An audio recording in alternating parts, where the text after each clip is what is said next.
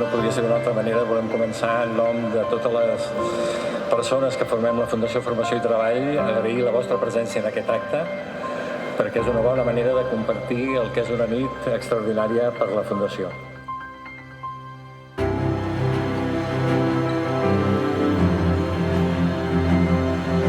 Avui som aquí, en aquesta magnífica sala, per celebrar aquests anys d'una feina que heu fet per tenir una societat més justa, més igualitària, que és molt necessari, per construir plegats una societat i un país millor, on tots, totes les catalanes i tots els catalans puguem prendre decisions per nosaltres mateixos, apoderar-nos, i clarament, quin millor exemple transformador que la Fundació Formació i Treball.